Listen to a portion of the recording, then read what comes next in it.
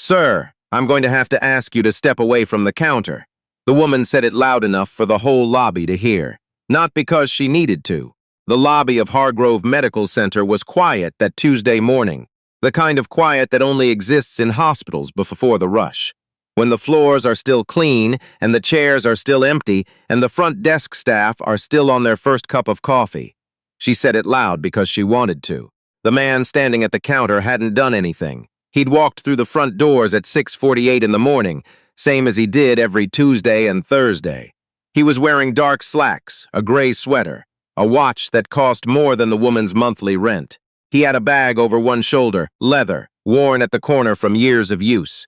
He was 53 years old. He stood the way men stand when they've spent their whole lives being asked to justify themselves in rooms they belong in. His name was Elwood Tanner.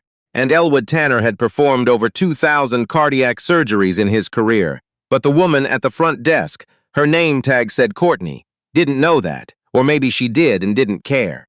Either way, she had her hands flat on the counter, and her chin lifted, and she was looking at Elwood Tanner the way people look at something they've already decided is a problem. "Excuse me?" Elwood said. "The hospital doesn't open to visitors until 8 o'clock. You're going to need to wait outside or in the East Wing waiting area." Elwood looked at her. He'd been looking at people in moments like this his whole life. The small moments, the quiet ones, the ones nobody writes about. The grocery store, the parking garage, the first-class boarding lane. He knew the look. He'd learned a long time ago that the look didn't care about his credentials or his title or the number of chests he'd opened and sewn back together. The look just saw what it wanted to see. "I'm not a visitor," he said. Courtney's expression didn't change. "Do you have a badge?" "I left my badge in my office. I'm on staff here. I can't let anyone pass the desk without a badge." The man behind Elwood in line, white, mid-30s, a hospital lanyard already around his neck, was waved through without a word. Courtney didn't even look at him, just a small gesture of the hand. "Come on through."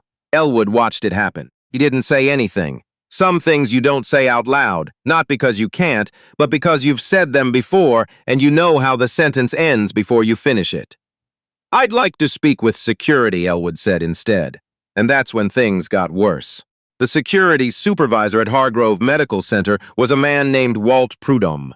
Walt was 58, had worked at the hospital for 11 years, and carried himself with the specific authority of a man who had been given a small amount of power and had chosen to make it his entire personality. He was not a bad man, exactly. He was something more common than bad. He was a man who had never once been asked to question his first assumptions. Walt came out from the side corridor walking fast, the way people walk when they want to look important. He had a radio clipped to his belt and a set of keys that jangled when he moved.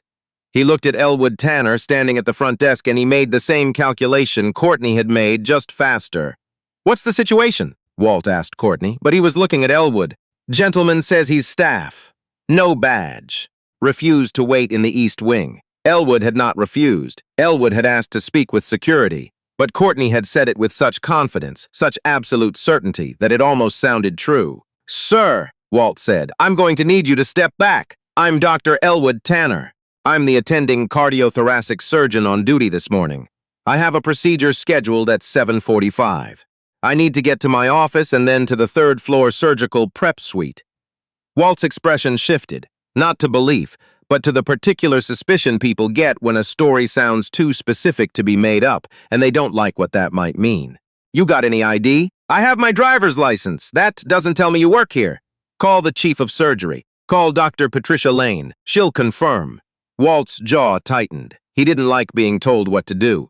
He especially didn't like being told to call someone important because that meant escalation. And escalation meant paperwork. And paperwork meant this moment would be documented somewhere. "Why don't you just wait right here," Walt said, "and we'll sort this out." He said it like Elwood was a package with unclear postage. By then, 3 other people had gathered near the desk. A nurse who'd come in for a shift change, a receptionist from radiology, and a younger man in scrubs who'd stopped walking when he heard voices. They were all watching, they were all quiet, and in that silence, something ugly was being allowed to breathe. Walt got on his radio. He called the front desk extension for patient services, not the chief of surgery, not anyone who would actually know. He was not trying to verify Elwood's story. He was performing the act of verification while doing no actual verification at all. Elwood Tanner stood very still. He had learned stillness the same way he'd learned surgery, through years of practice, through understanding that the moment you let your hands shake is the moment you lose the room. He put his bag down on the floor beside his feet. He folded his hands in front of him. He breathed. But inside, in the place that stillness covers over, there was something else. There was a 16-year-old boy in Birmingham who'd told his high school counselor he wanted to be a doctor, and watched the man's face arrange itself into a kind of patient, practiced doubt.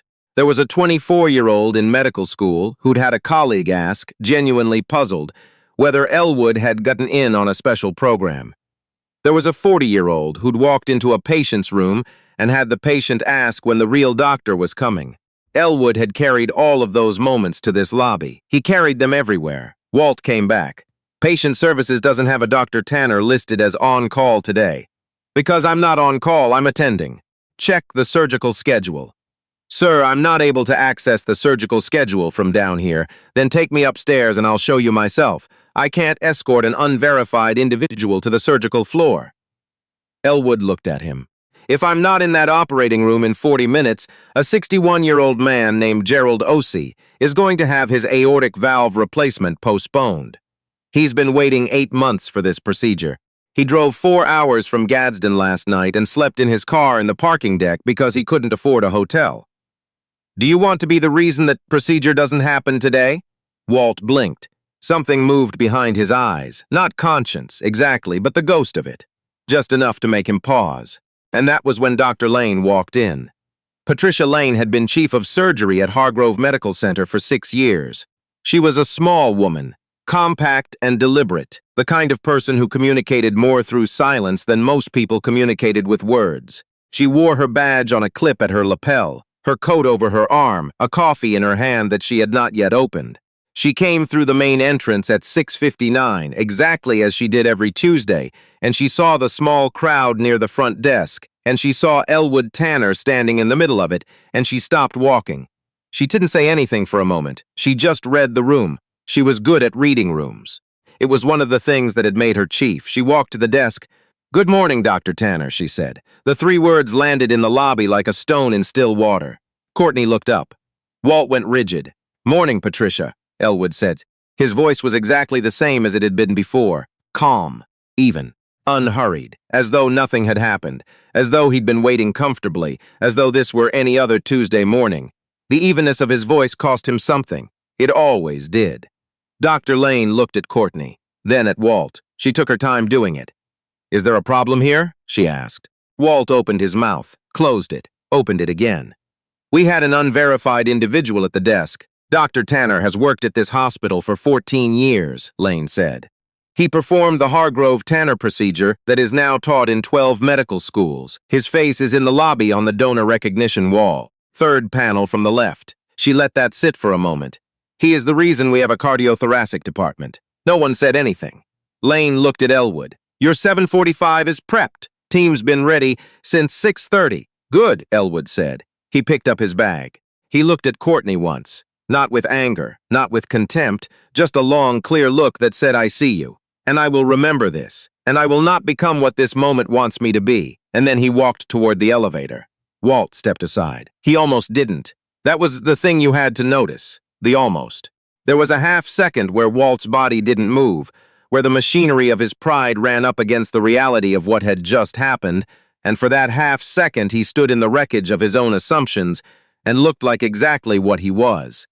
Then he stepped aside. The thing about rooms like that lobby is that they don't forget quickly. The nurse near the desk, her name was Antoinette. She'd been at Hargrove for 4 years, watched Elwood walk to the elevator, and felt something complicated move through her.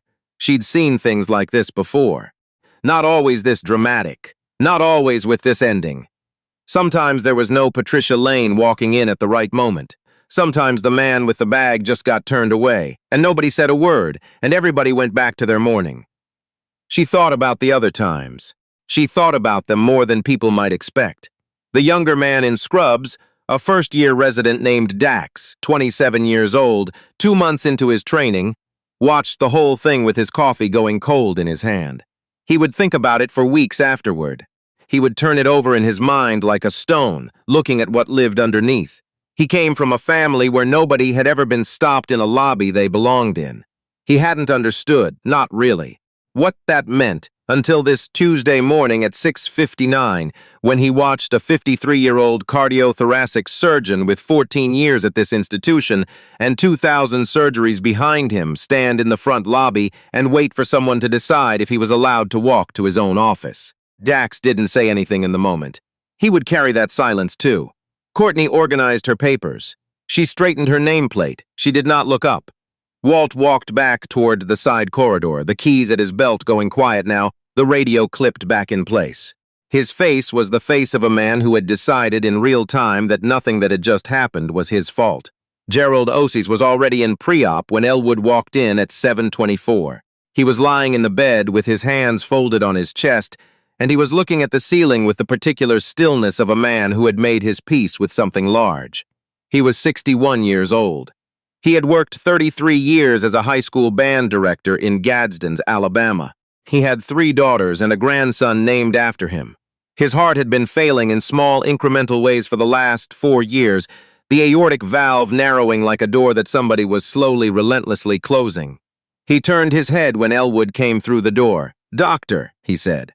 "Gerald," Elwood said. He came to the side of the bed, set his bag on the chair, took Gerald's wrist in his hand the way doctors do, the checking of pulse that is also a greeting, a contact, a reminder that someone is paying attention. Gerald's pulse was steady, scared but steady.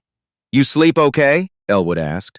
"Slept fine," Gerald said, which they both knew was not entirely true. "Your team is here," Elwood said. "I saw your daughter in the waiting room." Gerald's face changed then, just a fraction, a softening around the eyes. "She drove up this morning. I told her not to. She came anyway." "Of course she did." Elwood sat down on the edge of the plastic chair and looked at Gerald straight on, the way he looked at all his patients before procedures. Not past them, not through them, but at them. As though the thing he needed most was for the person in front of him to understand that they were being seen. He explained what would happen. The timing, the steps, the recovery. He had explained it before in their consultations, but he explained it again, because Gerald deserved to hear it again. Because the repeating of it was also a kind of medicine. Gerald listened. Then he said, "You know, I had a student 30 years ago. Boy named Thomas. Smart kid, real smart, but he kept telling me he didn't think he was cut out for music. Kept saying other people had something he didn't. I spent 2 years telling him that wasn't true." Gerald paused. "He's in the Chicago Symphony Orchestra now." Elwood waited. "Some people," Gerald said, "spend their whole lives deciding what other people can't do. But it doesn't make it true." He looked at Elwood carefully.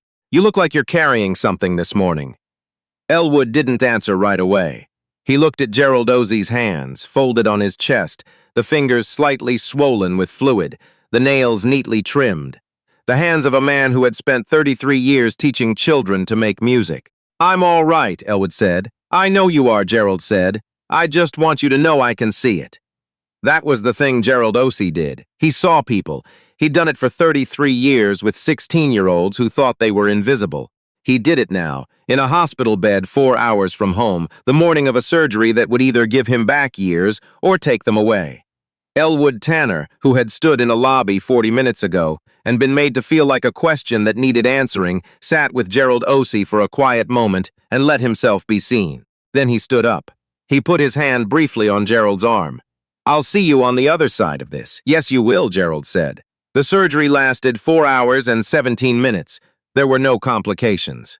Elwood worked the way he always worked, with complete attention, with a stillness in his hands that the surgical residents, who rotated through his oar, talked about afterward, the kind of stillness that looks easy and is not easy at all, that is, in fact, the result of decades of deliberate, disciplined practice. He called for instruments by name. He narrated key decisions out loud for the residents. He paused twice to answer questions, never making anyone feel that asking was wrong. The team was good. They had worked together long enough to move in something close to silence, anticipating each other, the whole room operating like a single organism with a single purpose. At 12:41, Elwood stepped back from the table. The valve was placed. The heart was beating on its own.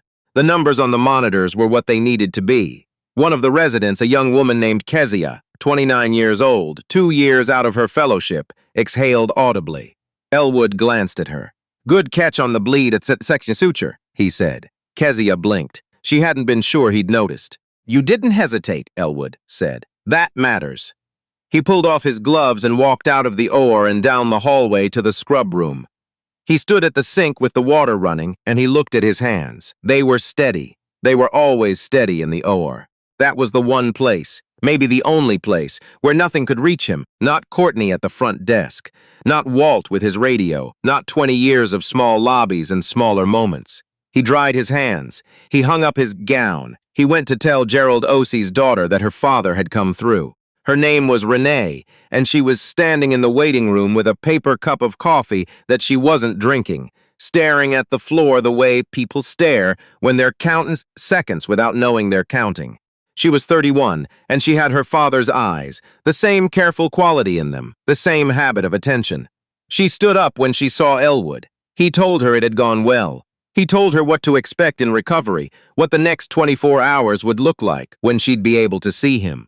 He watched her face move through relief, then gratitude, then a wave of something she hadn't been ready for. The full weight of how afraid she'd been, finally arriving now that she had permission to let it.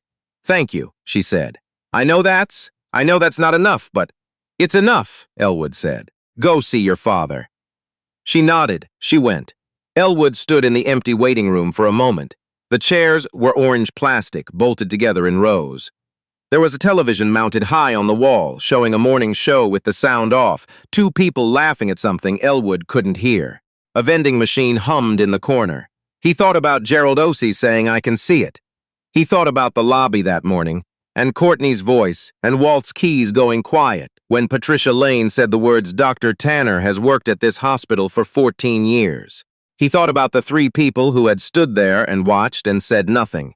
He thought about Dax, the resident in Scrubs, whose face had done something complicated, had registered something, had understood something, but had not translated it into sound. He didn't blame Dax. He understood how rooms work, how the weight of a moment can press down on a person until their voice goes flat. He'd been in those rooms himself, on the other side of them. He knew the specific shame of staying quiet when your voice was the one that needed to come out. But he thought about it anyway. At 3 o'clock that afternoon, Elwood Tanner walked to the administrative wing on the 4th floor and knocked on the open door of Human Resources. The director was a woman named Sylvia, and she looked up from her desk with the expression of someone who has learned to be careful with their own face. "Dr. Tanner," she said. "I'd like to file a formal report," Elwood said, "about an incident at the front desk this morning." Sylvia looked at him for a moment. She reached for her pen. What happened next took about 40 minutes. Elwood described the morning from the beginning. In the careful, sequential way, he described everything. The approach to the desk, the words Courtney had used, the volume she'd used them at, the man with the lanyard, who had been waved through without a question, the arrival of Walt, the things Walt had said, the things Walt had not done. He described it without heat, without drama, without any of the adjectives he might have chosen. He let the sequence of facts carry its own weight. Sylvia wrote everything down. When he finished, she looked up. She said, "I want you to know, Dr. Tanner." "I know," he said, not unkindly. "I've heard what comes after that sentence. I'm not filing this report because I need to be reassured. I'm filing it because these things need to be in writing. Because the next person who comes through that door deserves not to have this morning be their morning too." Sylvia was quiet for a moment. Then she said, "Understood." Elwood stood up. He picked up his bag from the chair beside him, the leather bag, worn at the corner, the one he'd carried to that desk at 6:48 in the morning. "Gerald Osie is in recovery on the 3rd floor," he said. "If anyone from administration wants to know what happened in this building today, they should start there." He left the administrative wing and walked down the hallway toward the elevator. The late afternoon light came through the windows at the end of the corridor in long, flat slants, the way light does in autumn. The way it hits floor stone walls and makes everything look briefly like something worth remembering. He pressed the button. He waited. He thought about Thomas, the student Gerald had told him about, the boy who spent 2 years being told he didn't have something, who was now in the Chicago Symphony Orchestra. Some people spend their whole lives deciding what other people can't do. The elevator opened. Elwood stepped in. The doors closed behind him, and he rode it down to the ground floor, and he walked through the lobby, past the front desk, past the donor recognition wall, past the third panel from the left where his photograph had been mounted for 6 years, and out through the main doors into the afternoon. He did not look at Courtney. She watched him go.